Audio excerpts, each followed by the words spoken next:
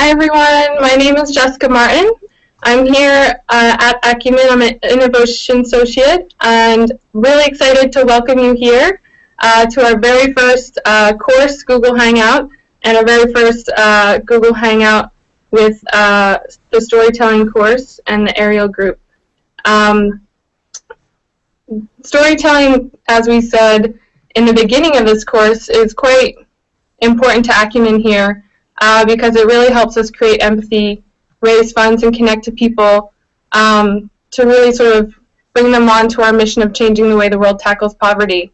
And it's really a skill that we all try to practice from our fellows to CEO level. So we're very excited to be able to deliver this course to you, and we've been really, really lucky to partner with the Ariel Group, who has trained many of our global fellows and regional fellows and staff in sort of the art of storytelling, and now they've generously made it available through our Plus Acumen courses.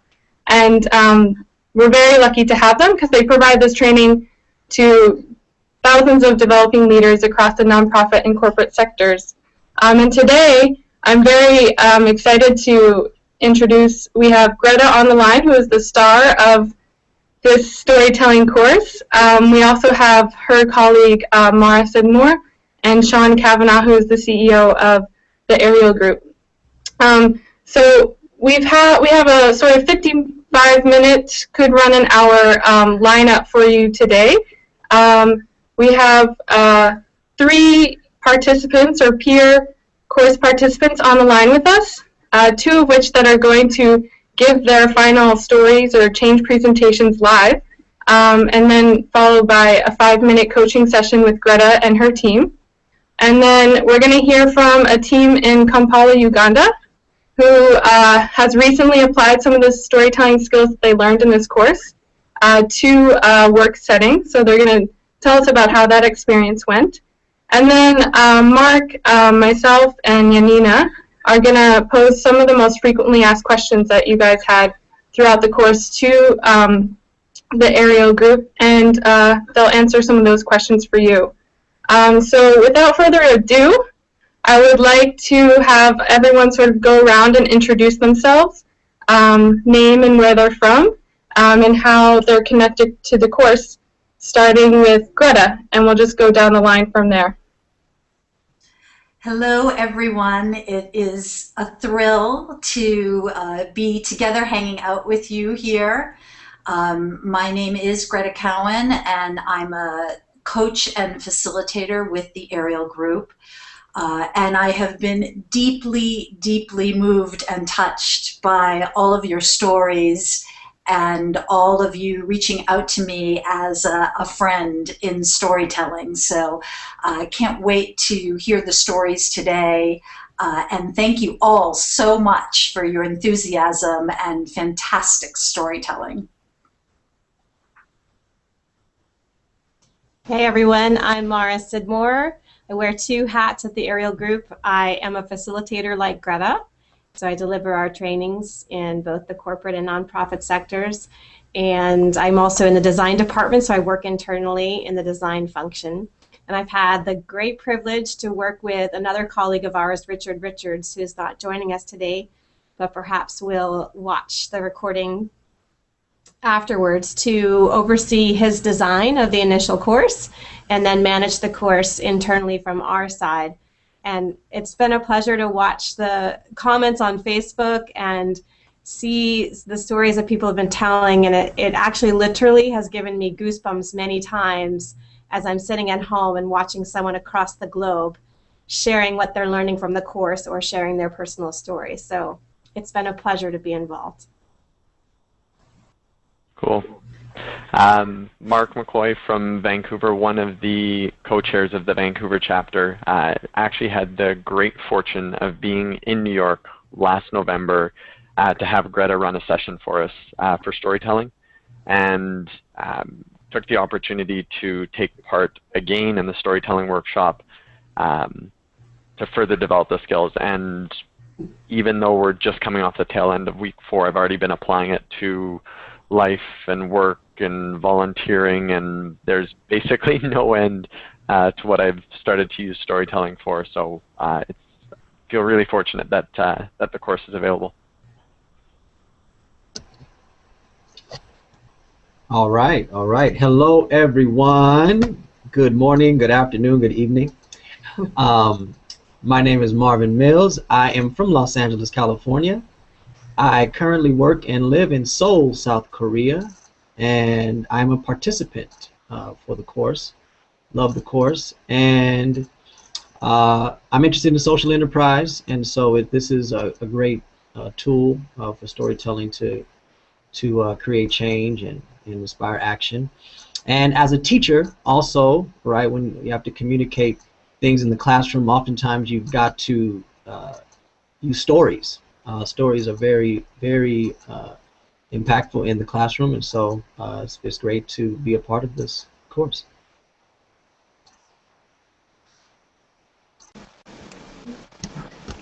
Thanks, Marvin. Hi, everyone. Yeah, this is Florence with Rosemary. I'll begin with myself. My name is Florence, and I'm a life skills trainer with the Kibo Foundation. And just like Marvin has said, we also have an opportunity to train youth within our communities. And one of the ways in which we're able to make an impact is by telling stories, success stories of some of the youth who have gone through our program. So this program that we just completed has helped us improve on the way we are actually able to capture our audience's attention and imagination. So it's been a wonderful program, and I'll let Rosemary say more about it. Thank you, everyone. My name is Rosemary Amuge, and I work with the Communications Department of Kibo Foundation in Uganda. I must say it's a pleasure to be here with you all at this point in time. I'm really honored to be sitting here with all of you, and I look forward to this session. Like Florence said, much of what we do is community work, and the most effective way of getting what we do out there to everybody else in Uganda, to reach other people in Africa and the world over, is by telling stories. And we're grateful to you for giving us this training that has enabled us to tell stories better. Thank you. Hi, this is Sean Kavanagh. I'm the CEO of the Ariel Group, and I'm speaking to you all from Lexington, Massachusetts. It's a few minutes past noon, just outside of Boston. Forgive the fact that my screen is blinking green every now and again. I have no idea why it's doing that, and I hope it's not distracting. So I'm the CEO of the Ariel Group, and one of the things I get to do is also to teach a storytelling class, and it's one of the things I enjoy most about my work here. I'm really grateful to Acumen Fund for partnering with us on this grand experiment of teaching storytelling online, and it's been great to see some of the stories. It also gives me an excuse to be on Facebook during the day, which I keep telling other people in the office not to do, but now we have a legitimate reason. And I've heard many stories from many different places in the world, and one of the first ones was from somebody in Bujumbura, which until recently I didn't know where that was, but I just read a great book about a young man who came from there. It's a book called The Strength That Remains, and I was so thrilled. I felt like I knew the place, and now I was hearing a great story from there. So thank you to Acumen, thank you to Greta and to Mara and to Richard, who's not here, and everyone who's worked on putting this out there. And thank you all to the great storytellers. I'm looking forward to hearing more from you today. That's hard to follow up. So my name is Yanina, and I'm calling in from Boston. Like Mark, I actually got to experience Greta live and in person last year at the Acumen retreat. I'm also one of the chairs of the Boston Acumen chapter. So I was really excited to just get a chance to, really dig deep for a few weeks onto storytelling. Not only dig deep with my group, but also within myself. And also meet other like-minded people, and sort of how everybody said that storytelling is such an essential skill, and it can be applied to so many facets of your life. And once you start seeing it, you really see where you can kind of position it and use it. and it's super important to leadership and entrepreneurship. And I really, I loved hearing everybody's stories. So, and I'm really excited to be on this call with everybody else. Pardon my voice. I kind of lost it over the weekend, but I will keep going. Thanks, Anina. That's a great segue into our next section of the call, where we're going to hear a story from Marvin in Seoul. Yes, it is 1:14 a.m. here in Seoul. Okay, so so bear with me as well. Okay, all right. So I'm going to share a story and just briefly some professional context. There is a colleague of mine who usually communicates well with everyone, all of our clients, but in this situation, he doesn't communicate well and he loses the business of our top client. And this is the moment when I share my story with him. And here it goes. Hey, so I just wanted to come over here and speak to you for a second. I don't think that there are any perfect words to share in this situation, but would you allow me to tell you a story? I remember a time, high school, senior year. I told you I played basketball when I was younger, right? Yeah. I remember senior year, it was the playoff game. Home game. We had a home game. And I can even still hear the music blaring. I can still picture the lights. I can still feel the heat from the room. It was just packed with people. And this was our playoff game. And so many people were there, including the assistant coach from Stanford University, actually there to see me play. I proceeded to have the worst game of my life. The worst game of my life. I remember after the game it ended just feeling the weight of the entire gymnasium on my shoulders. All of the eyes looking on me. I remember the conflict of emotion because in fact we won the game, but I couldn't genuinely enjoy the moment because of what had just happened. I even remember the coach coming downstairs and kind of looking at me, smiling a little bit and shaking my hand and just walking out of the gym. Now, what I learned from that is that even the best of us can have a bad game. Even the best of us can have a bad day. And what I hope that you can learn in this situation is that you can bounce back from this, just like I bounced back from my game. And so I just wanted to share that with you today.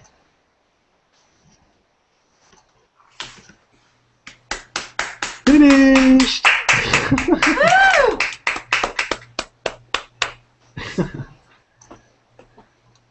Nice work, Marvin. Thank you. Yeah. So I love this story, and what I love most of all is that you chose what I call a failing forward story. Mm-hmm. Mm-hmm. And I think our failing forward stories are often, they have even more impact than our like, woohoo, success, I did it stories, right? Yeah. Mm-hmm. And so you're demonstrating a really, what I believe to be a really appropriate level of vulnerability in that story. Yeah. That I would imagine would have some really great impact as far as you and this other human being that you're trying to connect with. Mm. That it would even the playing field between the two of you and create more connective tissue between you and this other human being, right? So I think your choice of story was really lovely. All right, thank you very much. And so things that you can do to make it better, because there's a lot that's going really well, and Mara and Sean, you can feel free to chime in. I'd love you to be even more in that moment. Okay, all right. Yeah. So even more in the present tense of that moment. Ah, I understand. Yeah? I understand. And so would you be willing, you say that this was one of the worst games that you've ever played. Yeah. Yeah. So I'm wondering if you could bring us into just one specific moment of that game where it was just the worst moment in present tense. And you mean you would like for me to actually explain that now, right? Yeah, and I don't want you to explain it. I want you to paint a picture for us. You know, Okay. I am standing at the 3-point line. I can feel the sweat dripping. I don't know what the moment. What's that word? That sounds fairly accurate. Just that. I want you to zoom in present tense into just one little moment of that game. Sure. Okay, here we go. I can feel my feet planted on the floor as if they're stapled to the gymnasium floor, as if I can't move from left to right and play defense against someone I know I can play defense against, but I feel as if my feet have just become a part of the gymnasium floor and I can't even move them. Yes. Yeah. So more in that direction rather than telling us about what you remember. Definitely. Being in that specific moment. Yeah. All right, that sounds good. Definitely. Yeah. Can you imagine what the impact of bringing this colleague right into that moment, what that impact might be? Well, definitely I think because the stakes were high for me as a high school player in that moment, I think it could possibly, and I guess there are other factors, like depending on our relationship and everything like that, but I think that because of the stakes, I think that can have an impact because I'm, as you said before, I'm being vulnerable with him in that moment. But also, I think that because I was so attached to this sport, to doing this, and to wanting to do so well and be so good at it, I think it can maybe give my colleagues some perspective that it doesn't mean that you have to be defined by that moment, that you can actually bounce back from it and that you can learn from it. And so I think maybe in that moment as well, he can know that there's tomorrow or there's the next moment that he can kind of move on from it and get on to something else. And so I think that could be something as well. Yes. Yeah, and I think the more you bring us right into that, right on the court with you, the more impact it's going to have. What do you think, Mara and Sean? Yeah, Greta, I just wanted to say I think that's so key. And Marvin, I love the vulnerability that you're able to share with this story. And I think the key is really allowing those moments, those windows into what you are actually experiencing. And I would say that you could take what Greta gave you and do the same thing at the end of the story. So how did you feel when the game was over? I mean, physically, how did you feel? What was your body feeling like? What was your brain saying to you? So that you can make that point that you just did to your colleague about this, it's just a moment. It feels like it's going to engulf you, right? But then the moment's going to pass. So I would do the same thing. We don't have time right now, but I do the same thing that Greta just coached you on for the end of the story too, so that we can have a moment as an audience to sit with you and feel what it felt like to be in your shoes at the end of that game. Yeah, definitely. Okay, sounds good. As a listener to the story, it really worked for me, Marvin. I mean, you know, I've been in a leadership role for many, many years and in a lot of high-stakes situations, and you brought me right into yours. I could really relate. And it never changes. It's hard for all of us. So I think showing your colleague that this is something that happens in a high-stakes situation that you've trained for and practiced for your whole life, you can freeze in the moment because the stakes are so high and because of your anxiety, and we can all get through it. So I was, as a listener to that story, I was with you the whole way, and I've taken something profound away from it myself. So thank you. No doubt. Thank you very much. Yeah, appreciate that. Thanks, Marvin. I hope that was helpful. We're gonna, yes, very, very helpful. Fantastic. We're going to transition over to Mark and let him share a story and also get feedback from Greta and team. Cool. So I am, in tribute to Greta and telling us to, as Yanina said, stretch our elastic band, I'm going to stand up. So the context of the story, I do a lot of work with students, and this is advice that I would impart on somebody who's just about to graduate, advice that I would have liked to have before I started working. So, 2007, standing with full-bodied glass of red. It's a networking event. What do you do for work? Me? Oh, I actually just got back from Cameroon. I was a financial analyst in charge of building a Excel model to raise $300 million to purchase buses for a country that hadn't seen public transportation in 15 years. Eyes wide, jaws drop. I know I've impressed them. Flash forward 8 months, I've started my own company. I saw a huge need to help out nonprofits that were trying to do good but didn't necessarily have the tools to do it. Thing is, it's harder than I thought to offer consulting.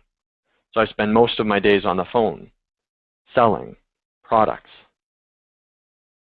What do you do for work? Another networking event. Oh, pores open up on my forehead. I feel the sweat start to come. Cold spot on my chest. I do work with nonprofits, lots of consulting. Yeah, big team all over North America. Man, I'm embarrassed to say that I spend most of my time selling. I graduated with a finance degree. I should be doing something sexy, something out there. I'm not. What do you do for work? Oh, work all over North America with nonprofits. Again, and this happens over and over and over for 4 years. Some days I don't look forward to waking up in the morning. Drag myself out of bed. What do you do for work? I feel like I'm putting up a dam, patching holes, preventing people from breaking through and seeing what I actually do. Sometimes I feel like a fraud. What do you do for work? That's it. I can't keep doing this anymore. Well, we sell product to fundraising events. Tried to do the consulting thing, but it was actually a lot harder than I thought it was going to be. I tear down the dam.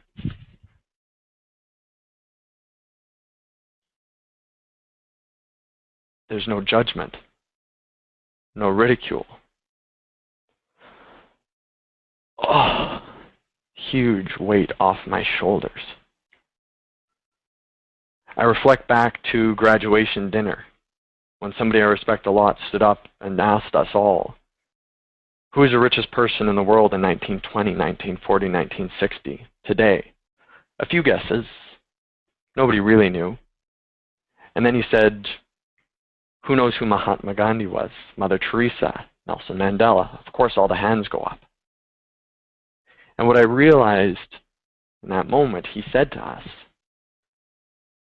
as you graduate, it's not about asking the question of how do you be the best you in the world.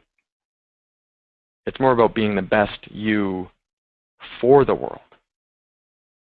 And what I realized was that I had painted this picture of who I was supposed to be in the eyes of society in order to be accepted. And in my own eyes, I was nothing of what I thought I should be. And in that moment, I took this image of myself and threw it away. And for the next 2 years, to this day and moving forward, I explored things that I was curious about, things that I was passionate about, things that I truly enjoyed. And if I take one lesson from this, it's that in order for me to be the best Mark for the world, my first step is to just be Mark. And so as I think about where you're at right now, about to graduate with the gifts that you're ready to give to the world, I would impart the advice that I wish I had taken when I was in your shoes, which is be you. That's it.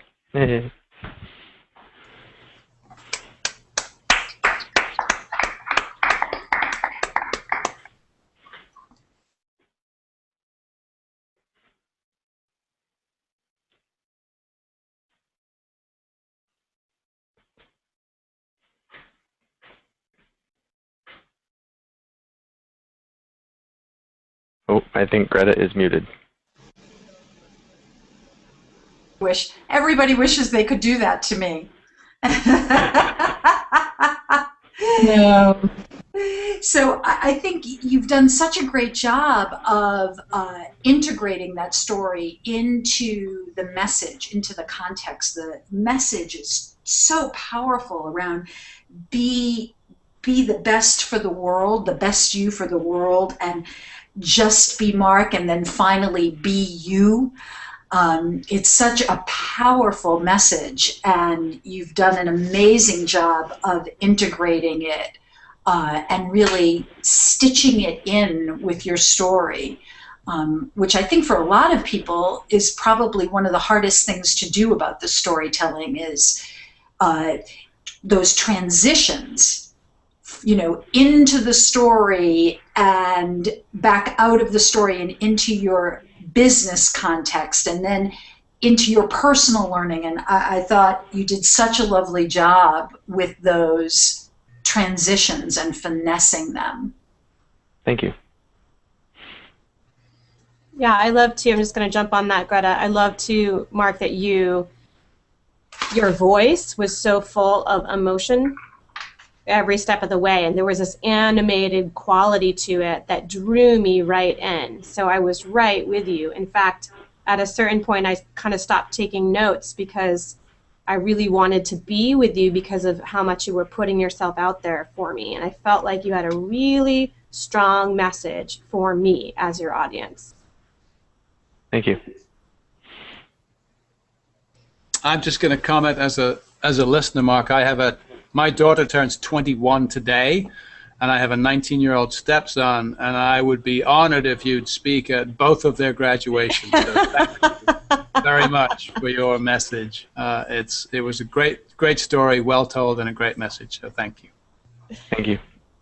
And in terms of what to work on, I think that, and Greta, you might have some thoughts here too, but I would say that you're clearly incorporating all of the skills, and you feel quite comfortable to me as an audience member, as a teller. So now it's about finding those, similar to what we were working on with Marvin, finding those moments that are really, really key for you. I love the snippets, like when you were at the first networking event and you had the glass of red, full-bodied red in your hand.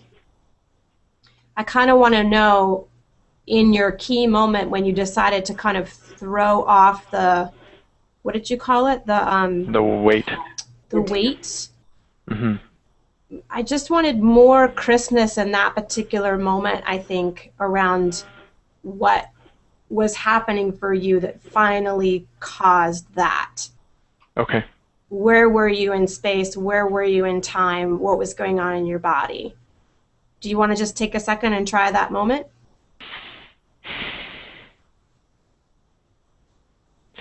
So in terms of, would it be helpful to go more with the act, because I remember the moment specifically. Is it more just the, like, physiologically what I was feeling, or like psychologically what was going through my head, or? I don't know. Anything that's going to, I think, give us more of a window into you and what you're feeling in that moment. So just riff a little bit. You don't have to stand up again if you don't want to. Just riff a little bit so we can see what might be useful. I think, well, I'm sitting at this table.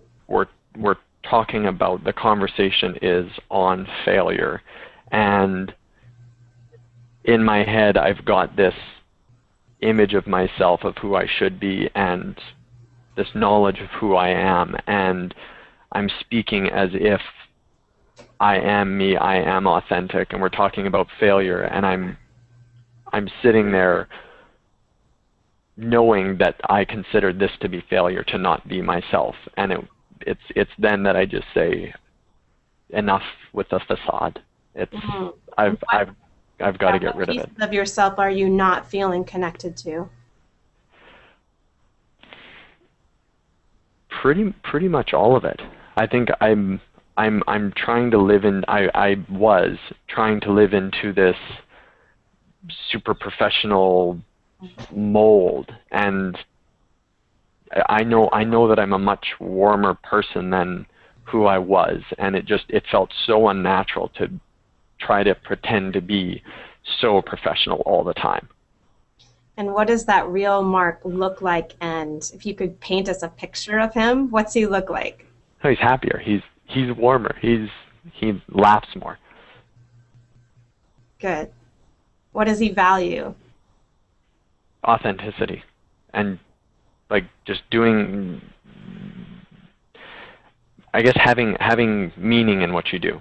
Because I realized a lot of what I was trying to live into was meaning is defined by a larger society, as opposed to meaning that was defined by me. Yeah. And I think what I'm interested in is, as a listener, is less about the sort of philosophical debate going on in your head, and really viscerally what you're experiencing, because that's going to paint the philosophical picture for me. So I'm hungry for the, like, this is the Mark who tries to put on the suit and feels kind of trapped, versus the Mark that wants to smile. I mean, your face lit up when you said more warm and laughs more and wants to be doing something in society. So I think if you can somehow in this story paint, not through words, but through describing the visceral experience of those two Marks for us, that we really get the struggle that you were going through, and then what you overcame by throwing off that weight. Okay. Do you want to add anything, Greta? Typing. I think that's great feedback, Mara, and I think anytime you can get closer to, articulating what you value around your authenticity, I think is great in a story. And I think that you're doing such a great job of taking risks with your expressiveness, Mark. I appreciate that, and it's very congruent.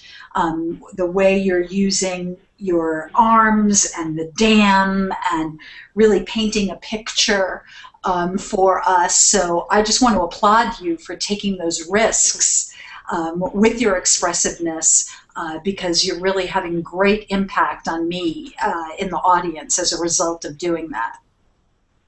Thank you, and thank you for the coaching. Great. Before we transition to sort of Rosemary and Florence, can we just take a moment and give Marvin and Mark a round of applause? It took a lot of courage for you guys to come on Google Hangout and have it streaming live and share your stories with us. So thank you so much for joining us. So next up, Rosemary Florence recently tried to apply their storytelling skills in a professional setting, and they have graciously offered to share what that experience was like.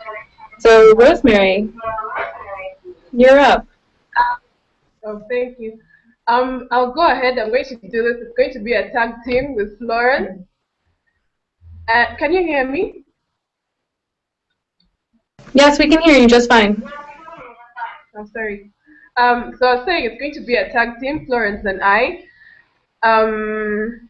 We go back to Saturday, last weekend, where we are going to have a dinner with the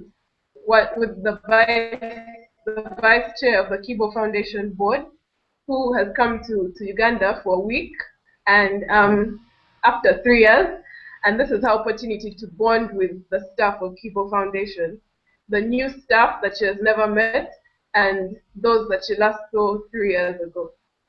And it's very exciting. Everybody is very excited to have this opportunity to share with her and to share experiences. And she's very warm, she's very loving. We're all very excited, and everybody is given the opportunity to tell a story about their relationship and their experience with her. And yes, while in Uganda. And everybody who has taken the storytelling course, the 3 of us who took the course, really aced this exercise, I should say. The way we told the stories about our experiences with her was just amazing, and the rest of the team gave us really good feedback about the way we told our story. What were some of the specific skills or things that you learned that you integrated into your stories when you were speaking at dinner that really seemed to make a big impact on the audience? One of them was expression, our ability to use our bodies, our vocal range, our ability to just express ourselves in relation to the story that we were telling, the stories that we were telling.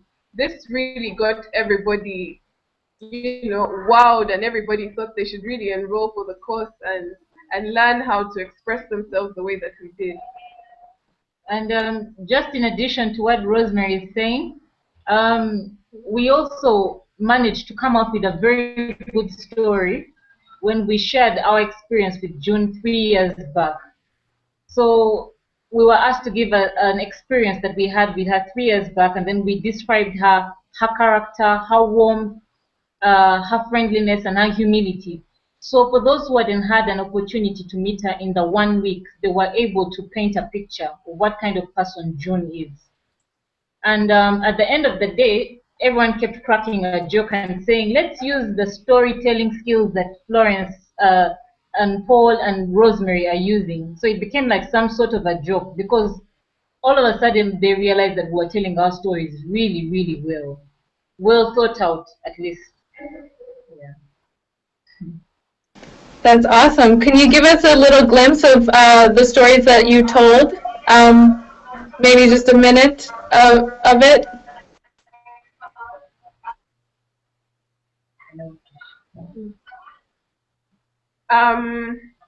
So, Florence, would you like to go this way?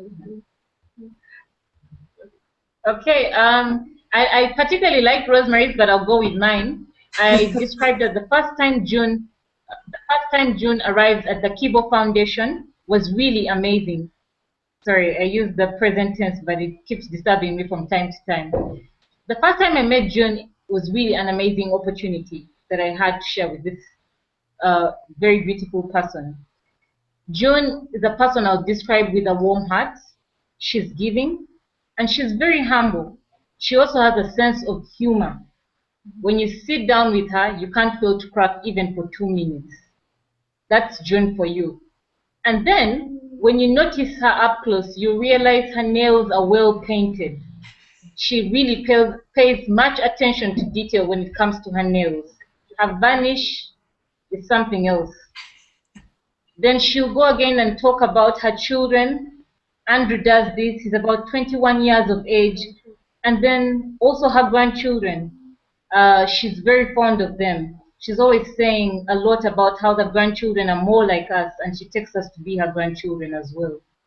And then she won't forget to mention her cat, Miss Kitty Coco Chanel, is it?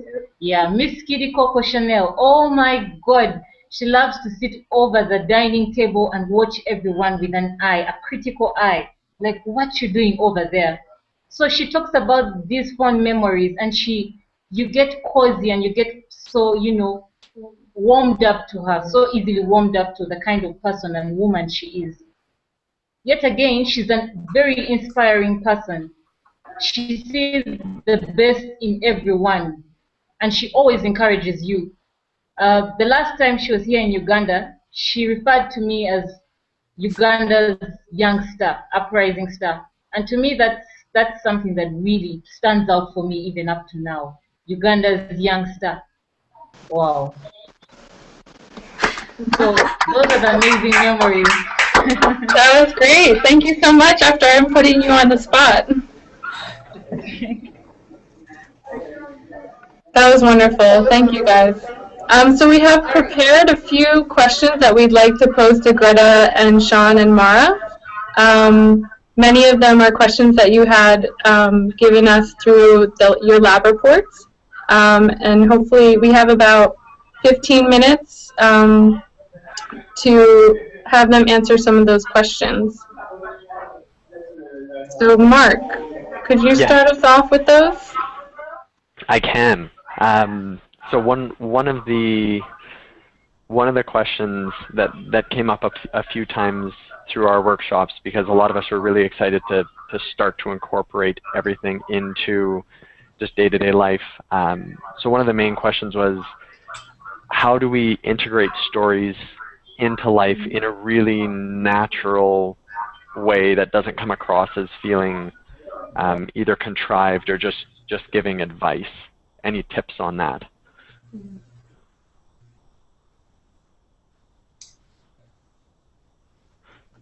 Yes. It's so interesting because one of the things that I notice in life is how much people tell stories all the time.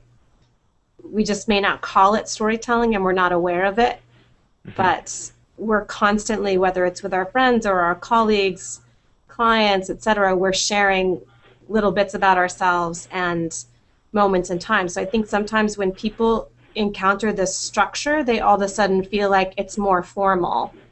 And my first response would be that it doesn't have to be, that there's definitely a place for the more formal kind of storytelling, whether when you're giving a presentation.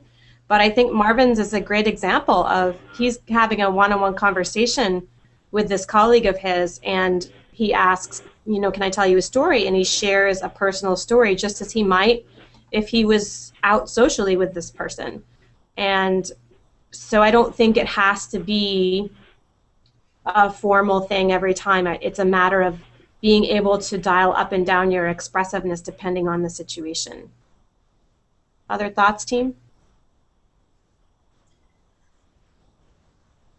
That sounds right on to me, Mara. And, I'm curious, Mark, about where were people feeling that the form of communication was contrived? Where did that come up in your lab?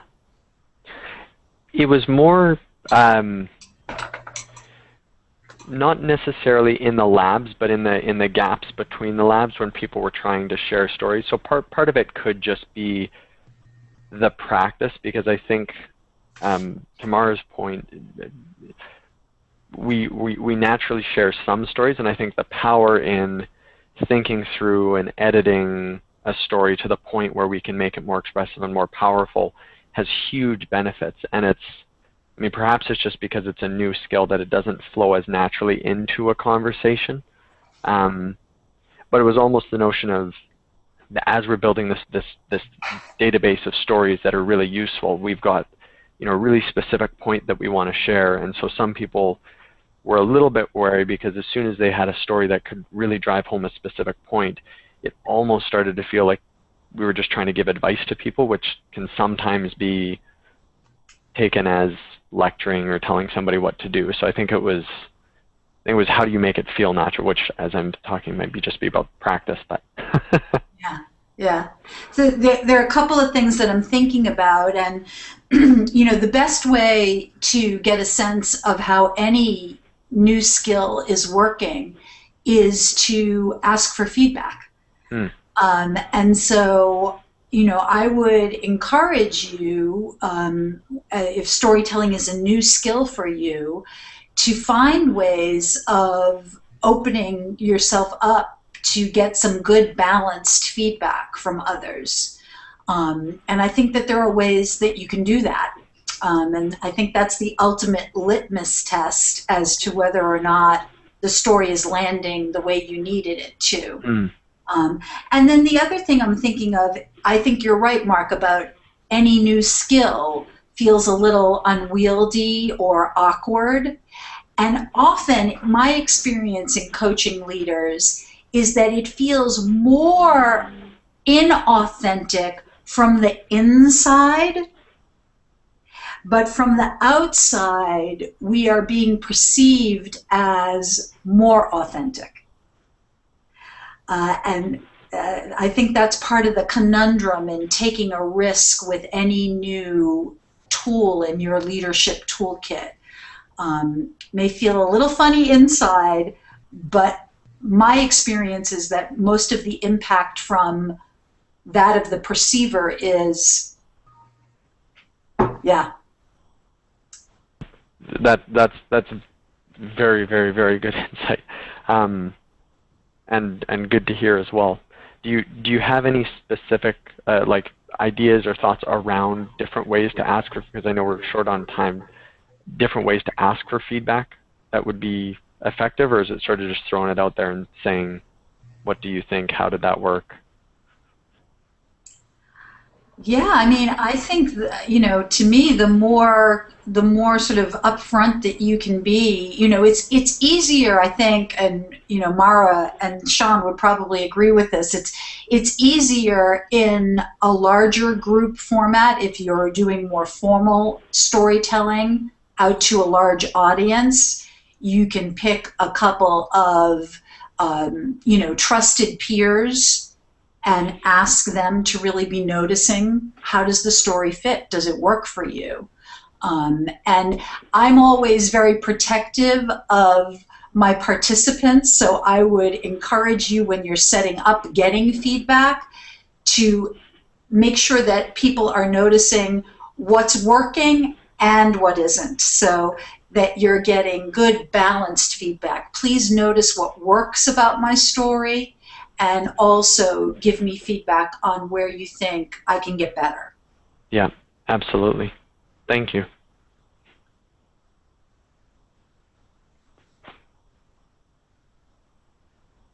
I don't want to eat up all the time, Jessica.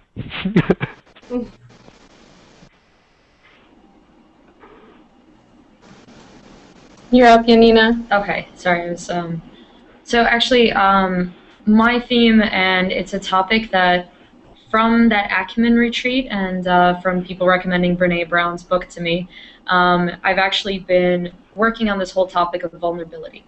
And I know vulnerability, reading your audience and being afraid, I mean deeply afraid to share these personal stories, because it's more than just a fear of public speaking, it's a fear of exposure. And so, and I know this came up a lot, not only in my lab, but just kind of in the general conversation when people encounter the storytelling course.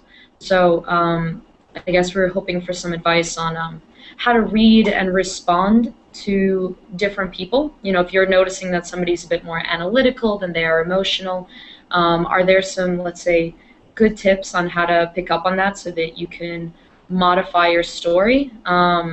Or does that not even matter? Do people respond to stories in the same way? And Yeah, so kind of first question beyond that is, how do you tailor it? Or do you? It's funny, when I hear clients ask this particular question in the classroom, I always actually tell my own story, and I won't tell the whole story right now, but some things that I've noticed in large audiences particularly is that when a speaker starts sharing a story, the entire physical behavior of the audience changes. So people actually lean forward on their seats. If they were doodling, they put their pens down. If they were typing into their cell phones, they probably stop for a moment. So there is something about storytelling that is a fundamental thing that exists inside every human being. And I think we can trace it back to the beginning of time, before the written word existed and we were oral cultures. And we had to pass down information and legacy and our family histories through words and story. So this idea of vulnerability through story is perhaps a modern concept, and I think it's one we have to take into consideration, right? Because we do live in modern times. But I think it's equally important to remember to balance it with the ancient perspective that I think is global, that regardless of race, culture, gender, etc., that we have a deep innate need to both hear and tell stories. So that's a little bit of framing, and I don't know if Sean or Greta, you want to take a stab at answering what to do to dial up or down depending on the situation.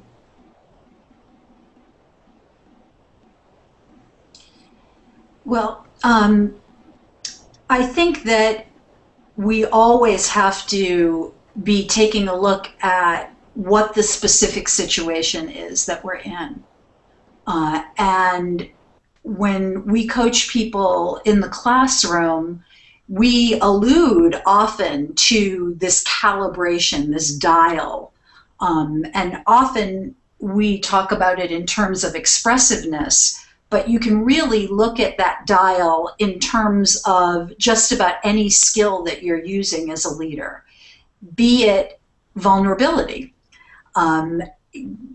Calibrating in this situation with this audience, what is an appropriate level of vulnerability? So we don't want our leaders to be gelatinous blobs on the floor by the time they've finished communicating a story to us.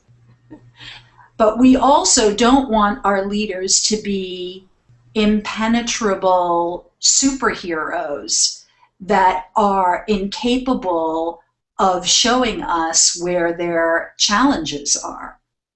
And so that's a pretty broad spectrum between gelatinous blob and impenetrable superhero. And I think it's our job as storytellers to find that sweet spot that's very situational, depending on the audience. And it could be an audience of one who's sitting across the seat from you, across the desk, or it could be an audience of 1,000. What's the appropriate level of vulnerability? And do you have any, to like kind of share with everybody, through your experience, have you ever, like, quick ways that you figured out what is that appropriate level so that you're not being overly sharing, so that you're not a blob, so that nobody loses respect for you, perhaps, but at the same time you were still open and welcoming and willing to share a story? Are there clues that you look for? Do people are leaning forward? Are they sitting like this? Is there something that you can share? Well, I think that your instinct around that, Yanina, is really good, around being aware and reading the messages that you're getting from your audience. That's really important as a communicator, to have that top of mind and to really be noticing that all the time.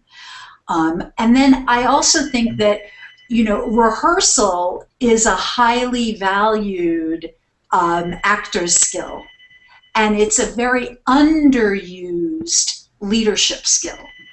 And so I would encourage you to use your lab partners, use trusted peers, try things out first on others, and get feedback before you get to that important moment. And so use the skill of the actor, which is about, rehearse, rehearse, rehearse.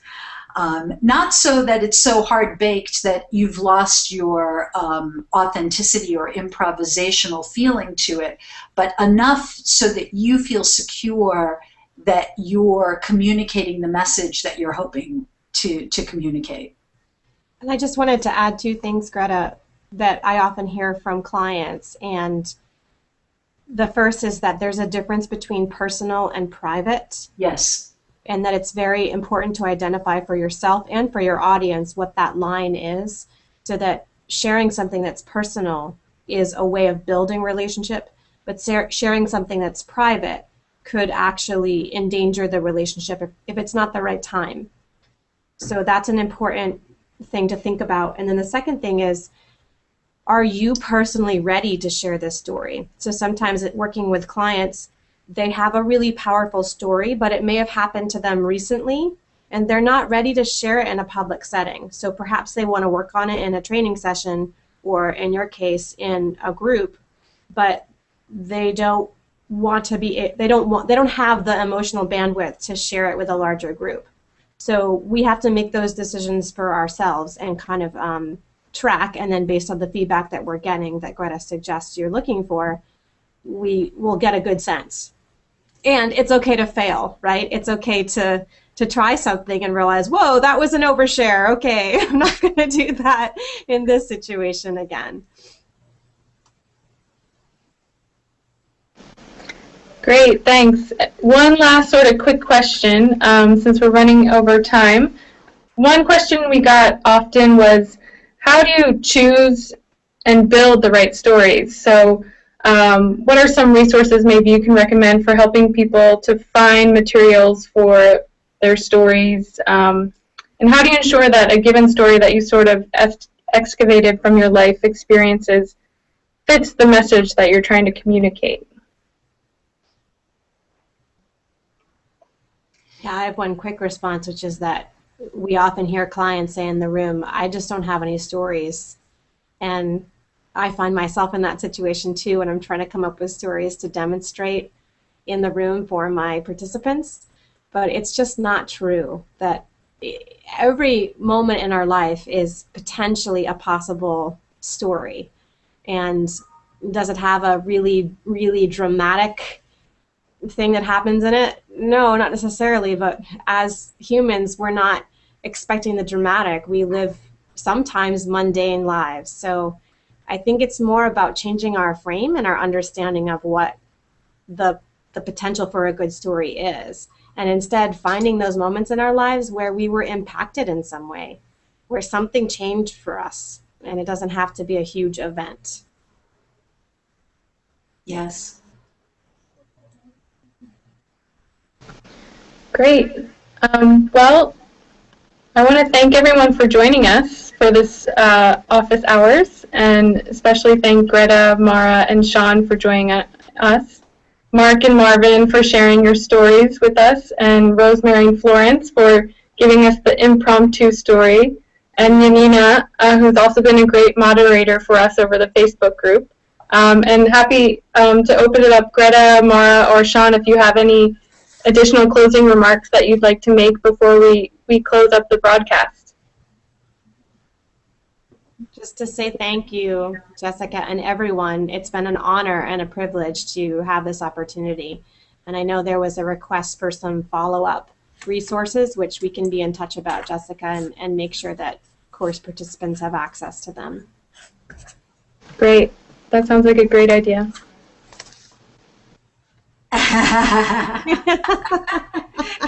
And I just like to say, go forth and tell your stories. Yeah.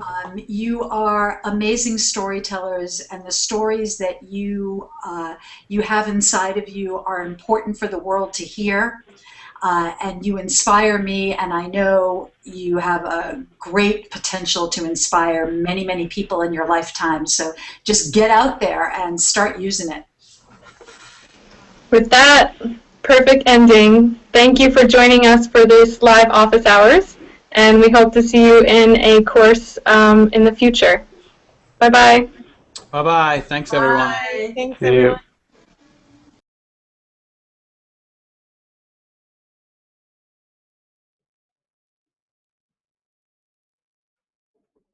All right, we're live, guys. Hi, everyone. My name is Jessica Martin. I'm here at